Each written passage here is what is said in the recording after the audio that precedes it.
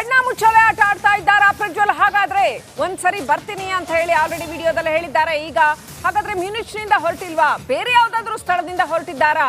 ಮಾಧ್ಯಮಗಳ ಕಣ್ ತಪ್ಪಿಸೋದಕ್ಕೆ ಕಣ್ಣ ಮುಚ್ಚಾಲೆ ಆಡ್ತಾ ಇದ್ದಾರಾ ಅಥವಾ ಭಾರತದಲ್ಲೇ ಏನಾದ್ರೂ ಇದ್ದಾರಾ? ಬೇರೆ ದೇಶದ ಕಡೆ ಮುಖ ಮಾಡಿದ್ದಾರಾ? ಬೇರೆ ಇನ್ಯಾವುದಾದ್ರೂ ದೇಶದಿಂದ ಬರ್ತಾರಾ? ಒಟ್ಟಿನಲ್ಲಿ ಒಂದು ಬೃಹತ್ ಕಣ್ಣ ಮುಚ್ಚಾಲೆ ಆಟ ನಡೀತಾ ಇರೋದಂತೂ ಕ್ಲಿಯರ್ ಆಗಿ ಗೊತ್ತಾಗ್ತಾ ಇದೆ. ಮ್ಯೂನಿಚ್ನಿಂದ ಅಂತೂ ಹೊರಟಿರ್ತಕ್ಕಂಥ ಮಾಹಿತಿ ಇನ್ನೂವರೆಗೂ ಇಲ್ಲ. ಹಾಗಾದ್ರೆ ಎಲ್ಲಿದ್ದಾರೆ ಪ್ರಜ್ವಲ್ ರೇವಣ್ಣ?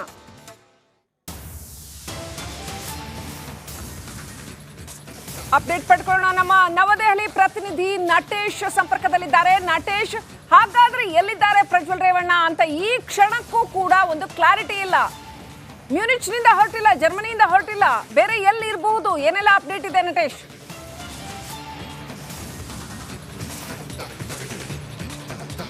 ಶ್ರೀಲಕ್ಷ್ಮಿ, ಖಂಡಿತ ಏನು ಪ್ರಜ್ವಲ್ ರೇವಣ್ಣ ಅವರ ಪೆಂಡ್ರೈವ್ ಪ್ರಕರಣಕ್ಕೆ ಸಂಬಂಧಪಟ್ಟಂತೆ ದಿನದಿನಕ್ಕೂ ಕೂಡ ರೋಚಕ ಟ್ವಿಸ್ಟ್ ಸಿಗ್ತಾ ಇದ್ದಾನೆ ಅಂತಲೇ ಹೇಳ್ಬೋದು. ಯಾಕಂದರೆ ಕಳೆದ ನಿನ್ನೆಯಷ್ಟೇ ಹೇಳಿದರು ಏನು ಪ್ರಜ್ವಲ್ ರೇವಣ್ಣ ದುಬೈನಲ್ಲಿ ಇದ್ದಾರೆ ಎನ್ನುವಂತಹ ಮಾಹಿತಿಯನ್ನು ಕೊಟ್ಟಿದ್ದರು. ಆದರೆ ಇಂದು ಏನು ಜರ್ಮನಿಯಿಂದ ಬರ್ತಾರೆ ಎನ್ನುವಂಥದ್ದು, ಯಾಕಂದರೆ ಪಾಸ್ಪೋರ್ಟನ್ನು ಚೆಕ್ ಮಾಡಲಾಗಿ ಎಲ್ಲವನ್ನು ಕೂಡ ಚೆಕ್ ಮಾಡಲಾಗಿ ಇಂದು ಏನು ಅಲ್ಲಿಂದ ಪ್ರಯಾಣ ಬೆಳೆಸ್ತಾರೆ ಎನ್ನುವಂತಹ ಮಾಹಿತಿ ಲಭ್ಯ ಆಗಿತ್ತು. ಆದರೆ ಇಲ್ಲಿಯ ತನಕ ಯಾವುದೇ ಮಾಹಿತಿ ಇಲ್ಲ. ಪ್ರಜ್ವಲ್ ರೇವಣ್ಣ ಜರ್ಮನಿಲಿದ್ದಾರಾ ಅಥವಾ ದುಬೈನಲ್ಲಿದ್ದಾರಾ ಅಥವಾ ಇಂಡಿಯಾದಲ್ಲೇ ಇದ್ದಾರಾ ಎನ್ನುವಂತಹ ಮಾಹಿತಿ ಇಂದಿಗೂ ಕೂಡ ಎಸ್ ಐ ಟಿಗಿರ್ಬೋದು ಅಥವಾ ಯಾವುದೇ ಅಧಿಕಾರಿಗಳಿಗಾಗಿರ್ಬೋದು ಈ ಮಾಹಿತಿ ಇಲ್ಲ. ಹಾಗಾಗಿ ಎಲ್ಲೋ ಒಂದು ಕಡೆ ಎಸ್ ಐ ಟಿಯ ಕಣ್ಣು ತಪ್ಪಿಸಿ ಆ ಒಂದು ವಿಚಾರಣೆಯನ್ನು ದಾರಿ ತಪ್ಪಿಸುವಂತಹ ಕೆಲಸವನ್ನು ಪ್ರಜ್ವಲ್ ರೇವಣ್ಣ ಮಾಡ್ತಾ ಇದ್ದಾರಾ ಎನ್ನುವಂತಹ ಒಂದಷ್ಟು ಅನುಮಾನಗಳು ಕೂಡ ಈಗ ವ್ಯಕ್ತ ಆಗ್ತಾ ಇರ್ತಕ್ಕಂಥದ್ದು. ಕಳೆದ ಒಂದು ತಿಂಗಳಿಂದ ಸಾಕಷ್ಟು ಶೋಧನೆಯನ್ನು ಎಸ್ ಐ ಟಿ ಅಧಿಕಾರಿಗಳು ಮಾಡ್ತಾ ಇರ್ತಕ್ಕಂಥದ್ದು. ಆದರೆ ಇಲ್ಲಿಯ ತನಕ ಒಂದು ಸುಳಿವನ್ನು ಕೂಡ ಪ್ರಜ್ವಲ್ ರೇವಣ್ಣ ಅವರು ಬಿಟ್ಟಿರಲಿಲ್ಲ. ಪ್ರಜ್ವಲ್ ರೇವಣ್ಣ ಎಲ್ಲಿದ್ದಾರೆ ಅನ್ನೋದು ಕೂಡ ಗೊತ್ತಾಗ್ತಿರಲಿಲ್ಲ. ಆದರೆ ಕಳೆದ 3 ದಿನಗಳ ಹಿಂದೆ ಅಷ್ಟೇ ಒಂದು ವಿಡಿಯೋವನ್ನು ರಿಲೀಸ್ ಮಾಡಿದ್ರು. ನಾನು ಬೇರೆ ದೇಶದಲ್ಲಿದ್ದೀನಿ, ನಾನು ಬರ್ತೀನಿ, ಎಸ್ ಐ ಟಿ ತನಿಖೆಗೆ ಸಹಕಾರವನ್ನು ಕೊಡ್ತೀನಿ ಎನ್ನುವಂತಹ ಮಾತನ್ನು ಹೇಳ್ತಾರೆ. ಆದರೆ ಎಲ್ಲೋ ಒಂದು ಕಡೆ ಇದು ಕೂಡ ದಾರಿ ತಪ್ಪಿಸುವಂತಹ ಕೆಲಸವನ್ನು ಮಾಡಿದ್ರ. ಅಂದರೆ ಅವರ ಲೊಕೇಶನನ್ನು ಟ್ರೇಸ್ ಮಾಡಿದಂಥ ಸಂದರ್ಭದಲ್ಲಿ ಆ ಲೊಕೇಶನ್ ನೋಡಿದ್ರೆ ಅದು ಯಾವುದೋ ಬೇರೆ ದೇಶ ಅನ್ನೋದಕ್ಕಿಂತ ಹೆಚ್ಚಾಗಿ ಎಲ್ಲೋ ಬೇರೆ ಕಡೆ ಇದ್ದಾರೆ ಎನ್ನುವಂತಹ ಸುಳಿವನ್ನು ಕೂಡ ಆ ವಿಡಿಯೋ ಕೊಟ್ಟಿತ್ತು. ಹಾಗಾಗಿ ಪ್ರಜ್ವಲ್ ರೇವಣ್ಣನವರ ಈ ನಡೆ ಏನಿದೆ, ಒಂದು ಕಡೆ ಅಧಿಕಾರಿಗಳ ದಾರಿ ತಪ್ಪಿಸುವಂತಹ ಕೆಲಸ ಆದರೆ ಶಿಕ್ಷೆಯಿಂದ ಪಾರಾಗಬೇಕು ಎನ್ನುವಂತಹ ನಿಟ್ಟಿನಲ್ಲಿ ಈ ರೀತಿಯಾದ ಒಂದು ಸ್ಟ್ರಾಟಜಿಗಳನ್ನು ಪ್ರಜ್ವಲ್ ರೇವಣ್ಣ ಅವರು ಮಾಡ್ತಾ ಇದ್ದಾರೆ ಎನ್ನುವಂಥದ್ದು ಮೇಲ್ನೋಟಕ್ಕೆ ತಿಳಿದು ಬರ್ತಾ ಇದೆ. ಹಾಗಾಗಿ ಪ್ರಜ್ವಲ್ ರೇವಣ್ಣನವರ ನಡೆ ಏನಿದೆ ಇದೀಗ ಸಾಕಷ್ಟು ಕುತೂಹಲ ಮೂಡ್ತಾ ಇದೆ. ಇದರ ಜೊತೆಗೆ ಪ್ರಜ್ವಲ್ ರೇವಣ್ಣ ಯಾವಾಗ ಬರ್ತಾರೆ ಎನ್ನುವಂತಹ ಉತ್ತರ ಇಂದು ಸಿಗ್ತಾ ಇದೆ ಅನ್ನುವಂಥದ್ದು ಕೂಡ ಗೊತ್ತಾಗ್ತಾ ಇತ್ತು. ಆದರೆ ಇಂದು ಕೂಡ ತಡ ಆಗ್ತಾ ಇರೋದ್ರಿಂದ ಎಲ್ಲೋ ಒಂದು ಕಡೆ ಚುನಾವಣೆಯ ನಂತರದಲ್ಲಿ ಏನಾದರೂ ಬರುವಂತಹ ಪ್ಲಾನ್ ಮಾಡಿದ್ದಾರಾ ಎನ್ನುವಂಥದ್ದು ಕೂಡ ಗೊತ್ತಾಗ್ತಾ ಇದೆ. ಇದರ ಜೊತೆಗೆ ಇವರು ಏರ್ಪೋರ್ಟ್ ಮುಖಾಂತರ ಬರ್ತಾರಾ ಅಥವಾ ಶಿಫ್ಟ್ ಮುಖಾಂತರ ಅಂದರೆ ಹಡಗಿನ ಮುಖಾಂತರ ಬರ್ತಾರಾ ಅನ್ನುವಂಥದ್ದು ಕೂಡ ಸಾಕಷ್ಟು ಗೊಂದಲ ಇದೆ. ಯಾಕಂದರೆ ಈಗಾಗಲೇ ಎಸ್ ಐ ಟಿ ಅಧಿಕಾರಿಗಳು ಈಗಾಗಲೇ ಏರ್ಪೋರ್ಟ್ನಲ್ಲಿ ಬೀಡುಬಿಟ್ಟಿದ್ದಾರೆ. ಹೀಗಾಗಿ ಏರ್ಪೋರ್ಟನ್ನು ಹೊರತುಪಡಿಸಿ ಅಂದರೆ ಹಡಗಿನ ಮೂಲಕ ಬರುವಂತಹ ಸಾಧ್ಯತೆಗಳು ಕೂಡ ಇರ್ತಕ್ಕಂಥದ್ದು. Srilakshmi, right, thank you Natesh. ದಯವಿಟ್ಟು ನಡಿ ಈಗ ಶುರು ಮಾಡೋಣ. ಕೇಸರಿಯಿಂದ ಮನೋಲ್ಲಾಸ ಮನಸ್ಸು ಮತ್ತೇರಿ ಕುಣಿದಾಡಿದೆ ನೋಡು, ಮನಸ್ಸು ಮತ್ತೇರಿ ಕುಣಿದಾಡಿದೆ ನೋಡು.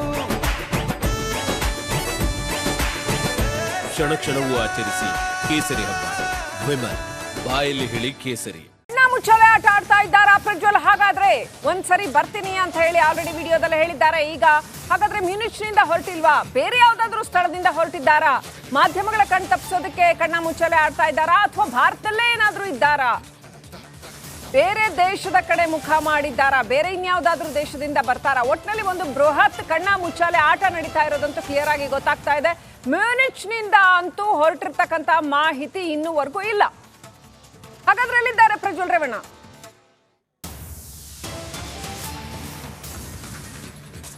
ಅಪ್ಡೇಟ್ ಪಡ್ಕೊಳ್ಳೋಣ. ನಮ್ಮ ನವದೆಹಲಿ ಪ್ರತಿನಿಧಿ ನಟೇಶ್ ಸಂಪರ್ಕದಲ್ಲಿದ್ದಾರೆ. ನಟೇಶ್, ಹಾಗಾದ್ರೆ ಎಲ್ಲಿದ್ದಾರೆ ಪ್ರಜ್ವಲ್ ರೇವಣ್ಣ ಅಂತ ಈ ಕ್ಷಣಕ್ಕೂ ಕೂಡ ಒಂದು ಕ್ಲಾರಿಟಿ ಇಲ್ಲ.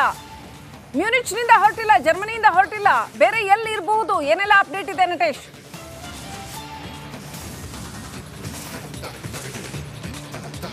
ಶ್ರೀಲಕ್ಷ್ಮಿ, ಖಂಡಿತ ಏನು ಪ್ರಜ್ವಲ್ ರೇವಣ್ಣ ಇವರ ಪೆಂಡ್ರೈವ್ ಪ್ರಕರಣಕ್ಕೆ ಸಂಬಂಧಪಟ್ಟಂತೆ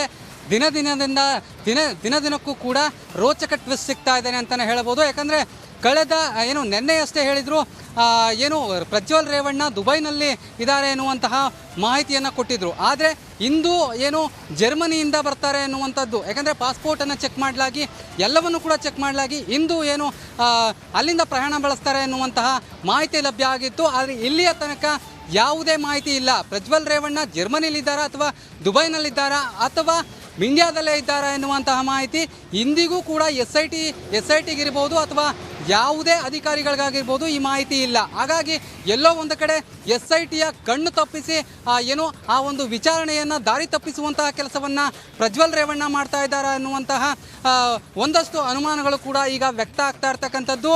ಕಳೆದ 1 ತಿಂಗಳಿಂದ ಸಾಕಷ್ಟು ಶೋಧನೆಯನ್ನು ಎಸ್ ಐ ಟಿ ಅಧಿಕಾರಿಗಳು ಮಾಡ್ತಾ ಇರ್ತಕ್ಕಂಥದ್ದು. ಆದರೆ ಇಲ್ಲಿಯ ತನಕ ಒಂದು ಸುಳಿವನ್ನು ಕೂಡ ಪ್ರಜ್ವಲ್ ರೇವಣ್ಣ ಅವರು ಬಿಟ್ಟಿರಲಿಲ್ಲ. ಪ್ರಜ್ವಲ್ ರೇವಣ್ಣ ಎಲ್ಲಿದ್ದಾರೆ ಅನ್ನೋದು ಕೂಡ ಗೊತ್ತಾಗ್ತಿರಲಿಲ್ಲ. ಆದರೆ ಕಳೆದ 3 ದಿನಗಳ ಹಿಂದೆ ಅಷ್ಟೇ ಒಂದು ವಿಡಿಯೋವನ್ನು ರಿಲೀಸ್ ಮಾಡಿದ್ರು. ನಾನು ಬೇರೆ ದೇಶದಲ್ಲಿದ್ದೀನಿ, ನಾನು ಬರ್ತೀನಿ, ಎಸ್ ಐ ಟಿ ತನಿಖೆಗೆ ಸಹಕಾರವನ್ನು ಕೊಡ್ತೀನಿ ಎನ್ನುವಂತಹ ಮಾತನ್ನು ಹೇಳ್ತಾರೆ. ಆದರೆ ಎಲ್ಲೋ ಒಂದು ಕಡೆ ಇದು ಕೂಡ ದಾರಿ ತಪ್ಪಿಸುವಂತಹ ಕೆಲಸವನ್ನು ಮಾಡಿದ್ರ. ಅಂದರೆ ಅವರ ಲೊಕೇಶನನ್ನು ಟ್ರೇಸ್ ಮಾಡಿದಂಥ ಸಂದರ್ಭದಲ್ಲಿ ಆ ಲೊಕೇಶನ್ ನೋಡಿದ್ರೆ ಅದು ಯಾವುದೋ ಬೇರೆ ದೇಶ ಅನ್ನೋದಕ್ಕಿಂತ ಹೆಚ್ಚಾಗಿ ಎಲ್ಲೋ ಬೇರೆ ಕಡೆ ಇದ್ದಾರೆ ಎನ್ನುವಂತಹ ಸುಳಿವನ್ನು ಕೂಡ ಆ ವಿಡಿಯೋ ಕೊಟ್ಟಿತ್ತು. ಹಾಗಾಗಿ ಪ್ರಜ್ವಲ್ ರೇವಣ್ಣನವರ ಈ ನಡೆ ಏನಿದೆ, ಒಂದು ಕಡೆ ಅಧಿಕಾರಿಗಳ ದಾರಿ ತಪ್ಪಿಸುವಂತಹ ಕೆಲಸ ಆದರೆ ಶಿಕ್ಷೆಯಿಂದ ಪಾರಾಗಬೇಕು ಎನ್ನುವಂತಹ ನಿಟ್ಟಿನಲ್ಲಿ ಈ ರೀತಿಯಾದ ಒಂದು ಸ್ಟ್ರಾಟಜಿಗಳನ್ನು ಪ್ರಜ್ವಲ್ ರೇವಣ್ಣ ಅವರು ಮಾಡ್ತಾ ಇದ್ದಾರೆ ಎನ್ನುವಂಥದ್ದು ಮೇಲ್ನೋಟಕ್ಕೆ ತಿಳಿದು ಬರ್ತಾ ಇದೆ.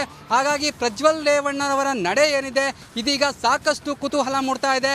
ಇದರ ಜೊತೆಗೆ ಪ್ರಜ್ವಲ್ ರೇವಣ್ಣ ಯಾವಾಗ ಬರ್ತಾರೆ ಎನ್ನುವಂತಹ ಉತ್ತರ ಇಂದು ಸಿಗ್ತಾ ಇದೆ ಅನ್ನುವಂಥದ್ದು ಕೂಡ ಗೊತ್ತಾಗ್ತಾ ಇತ್ತು. ಆದರೆ ಇಂದು ಕೂಡ ತಡ ಆಗ್ತಾ ಇರೋದ್ರಿಂದ ಎಲ್ಲೋ ಒಂದು ಕಡೆ ಚುನಾವಣೆಯ ನಂತರದಲ್ಲಿ ಏನಾದರೂ ಬರುವಂತಹ ಪ್ಲಾನ್ ಮಾಡಿದ್ದಾರಾ ಎನ್ನುವಂಥದ್ದು ಕೂಡ ಗೊತ್ತಾಗ್ತಾ ಇದೆ. ಇದರ ಜೊತೆಗೆ ಇವರು ಏರ್ಪೋರ್ಟ್ ಮುಖಾಂತರ ಬರ್ತಾರಾ ಅಥವಾ ಶಿಫ್ಟ್ ಮುಖಾಂತರ ಅಂದರೆ ಹಡಗಿನ ಮುಖಾಂತರ ಬರ್ತಾರಾ ಅನ್ನುವಂಥದ್ದು ಕೂಡ ಸಾಕಷ್ಟು ಗೊಂದಲ ಇದೆ. ಯಾಕಂದರೆ ಈಗಾಗಲೇ ಎಸ್ ಐ ಟಿ ಅಧಿಕಾರಿಗಳು ಈಗಾಗಲೇ ಏರ್ಪೋರ್ಟ್ನಲ್ಲಿ ಬೀಡುಬಿಟ್ಟಿದ್ದಾರೆ. ಹೀಗಾಗಿ ಏರ್ಪೋರ್ಟನ್ನು ಹೊರತುಪಡಿಸಿ ಅಂದರೆ ಹಡಗಿನ ಮೂಲಕ ಬರುವಂತಹ ಸಾಧ್ಯತೆಗಳು ಕೂಡ ಇರ್ತಕ್ಕಂಥದ್ದು. Srilakshmi, right, thank you Natesh. ದಯವಿಟ್ಟು ದೇಶದ ಅತಿ ದೊಡ್ಡ ನೆಟ್ವರ್ಕ್ ನಿಂದ ಮೆಗಾ ಕವರೇಜ್. ದೇಶದ ಮತದಾರನ ಆದೇಶ ಎನ್ಡಿಎಗ ಇಂಡಿ ಒಕ್ಕೂಟಕ್ಕ. ಲೋಕ ಅಖಾಡದಲ್ಲಿ ಗೆಲ್ಲೋದ್ಯಾರು ಸೋಲೋದ್ಯಾರು. ಕರುನಾಡಿನ 28 ಕ್ಷೇತ್ರಗಳ ನಿಖರ ಫಲಿತಾಂಶ. Fast result. ಪಕ್ಕಾ result. Number 1 election team. Number 1 network. Number 1 coverage.